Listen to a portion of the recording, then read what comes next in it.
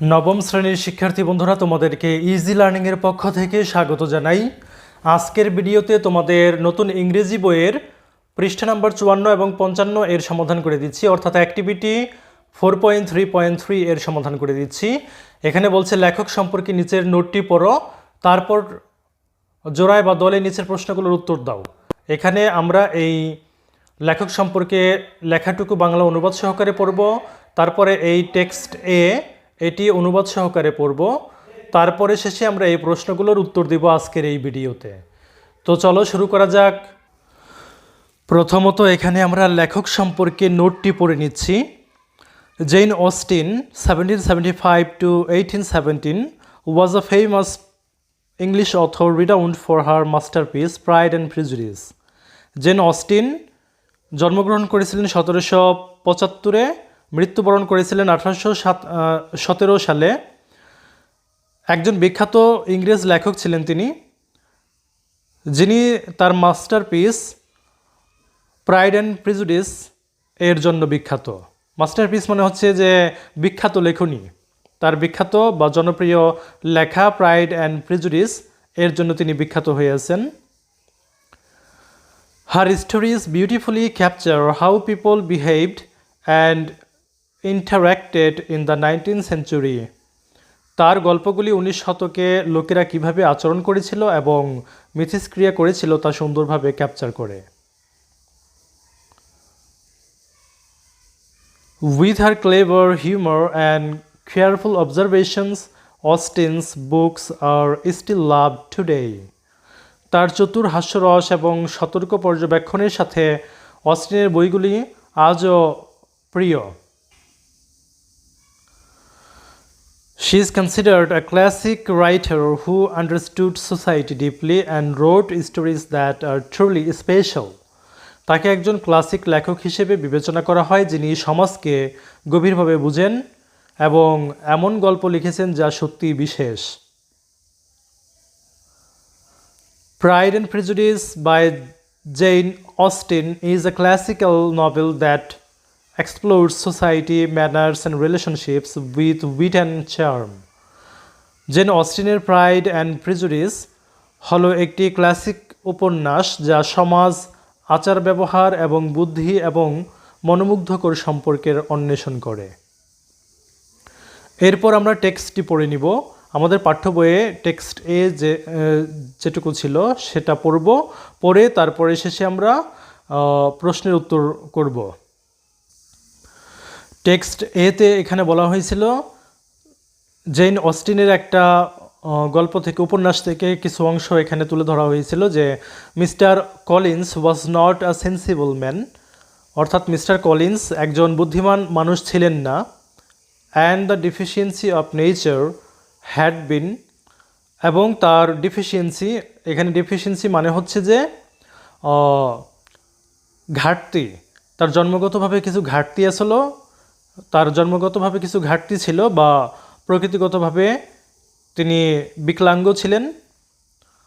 But little assisted by education or society, কিন্তু জন্মগত সমস্যা সত্ত্বেও তিনি শিক্ষা বা সমাজের কিছু কৃপা লাভ করেছিলেন। The greatest part of his life having been sent under the guidance of an illiterate and miserly father, and though he belongs to one of the universities, he had merely kept the necessary terms without forming at it any useful acquaintance. এখানে greatest মানে হচ্ছে সবচেয়ে বড়, part মানে অংশ, of his life মানে তার জীবনের, হ্যাভিং বিন স্পেন্ট মানে ব্যয় করা, তার জীবনের বড় একটা অংশ ব্যয় করা হয়েছে under the guidance of an illiterate মানে হচ্ছে অশিক্ষিত, গাইডেন্স মানে এখানে হচ্ছে তত্ত্বাবধানে বা নেতৃত্বে। মিজারলি ফাদার মানে বাবা, মিজারলি মানে এখানে কৃপণ বোঝানো হয়েছে যে the greatest part of his life having been spent under the guidance of an illiterate and miserly father, তার জীবনের বড় অংশ কেটেছে একজন নিরক্ষর এবং কৃপণ পিতার নেতৃত্বে। And though he belongs two, দো মানে যদিও, বিলংস টু মানে হচ্ছে অন্তর্ভুক্ত, ওয়ান অফ দ্য মানে হচ্ছে অনেকের মধ্যে একটি বা অন্যতম বোঝায়, ইউনিভার্সিটিস মানে হচ্ছে বিশ্ববিদ্যালয়, হি হ্যাড মেয়ারলি কেপ্ট, মেয়ারলি মানে নিছক, kept the necessary terms, necessary মানে প্রয়োজনীয়, টার্মস মানে শর্তাবলী, উইদাউট মানে ছাড়া, ফর্মিং মানে হচ্ছে গঠিত, ফর্ম মানে গঠন করা, ইউজফুল মানে হচ্ছে উপকারী, অ্যাকোয়াইন্টেন্স মানে পরিচিতি।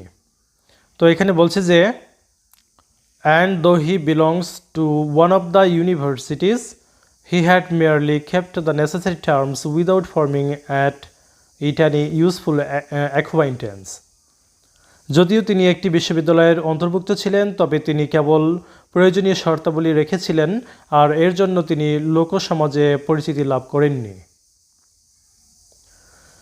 দ্য সাবজেকশন, সাবজেকশন মানে হচ্ছে অধীনস্থ বা বশ্যতা।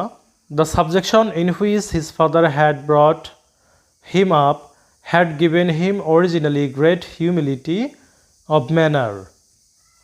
তার বাবা তাকে যে বশ্যতা দিয়ে লালন পালন করেছিলেন তা তাকে প্রকৃতপক্ষে অত্যন্ত নম্রতা দিয়েছিল। এখানে গ্রেট হিউমিলিটি, হিউমিলিটি মানে হচ্ছে অত্যন্ত নম্রতা। But it was now a good deal counteracted by the self-conceit of a weak head living in retirement and the consequential feelings of early and unexpected prosperity. কিন্তু এখন এটি একটি ভালো চুক্তি ছিল একটি দুর্বল মাথার আত্ম অহংকার দ্বারা প্রতিহত করা অবসর জীবন যাপন এবং প্রাথমিক এবং অপ্রত্যাশিত সমৃদ্ধির ফলস্বরূপ অনুভূতি। A fortunate chance had recommended him to Lady Catherine de Bourgh when the living of Hunsford was vacant, and the respect which he felt for her high rank and his veneration for her as his patroness, mingling with a very good opinion of himself, of his authority as a clergyman, and his right as a rector made him altogether a mixture of pride and obsequiousness, self-importance and humility.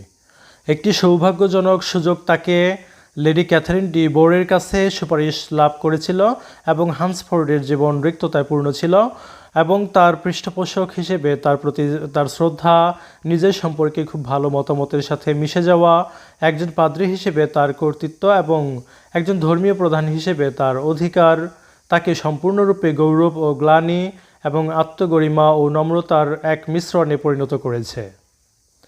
তো এবার আমরা এই টেক্সটটি থেকে যে প্রশ্নগুলো করা হয়েছিল সে প্রশ্নের সমাধানগুলো করব। এখানে 55 পেজে যে প্রশ্নগুলো রয়েছে এই প্রশ্নের সমাধানগুলো এখন আমরা করে নিব।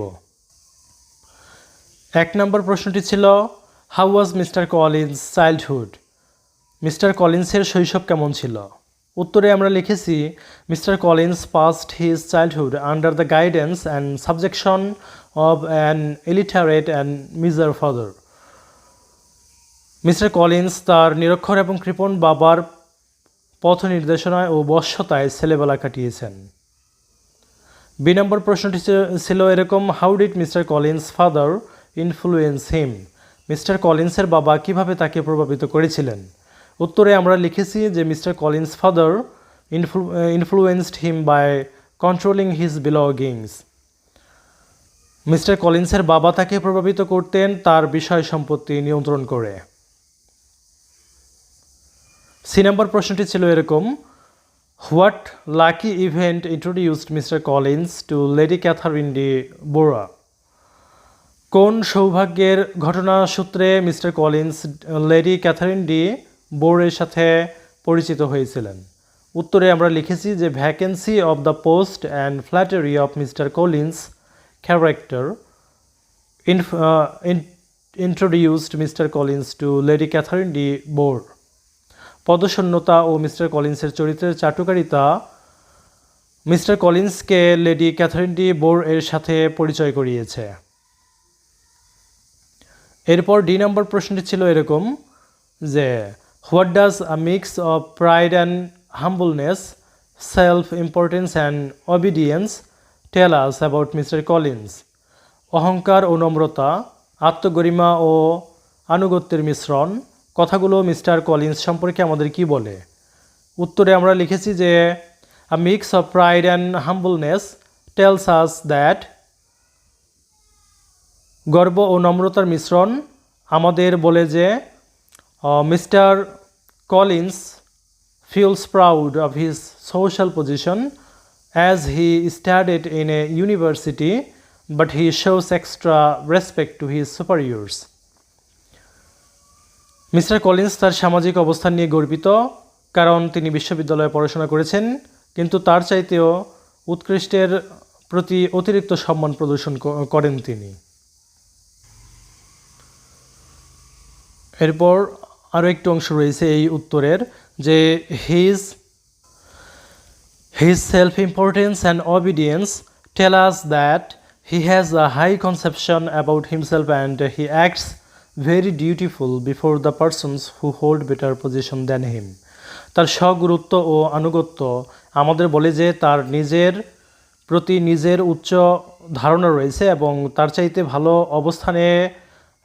অবস্থানের কারো সে খুব বেশি দায়িত্ববান হওয়ার ভান করে।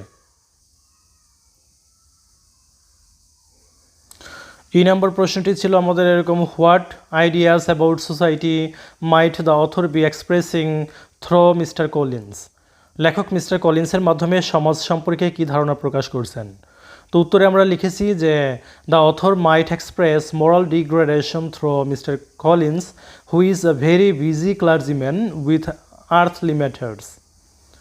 লেখক মিস্টার কলিন্সের মাধ্যমে নৈতিক অবক্ষয় প্রকাশ করতে পারেন যিনি পার্থিব বিষয় নিয়ে খুব ব্যস্ত পাদ্রী। তো প্রিয় শিক্ষার্থী বন্ধুরা, যদি ভিডিওটি ভালো লাগে শেয়ার করে দিও। ধন্যবাদ সবাইকে সাথে থাকার জন্য।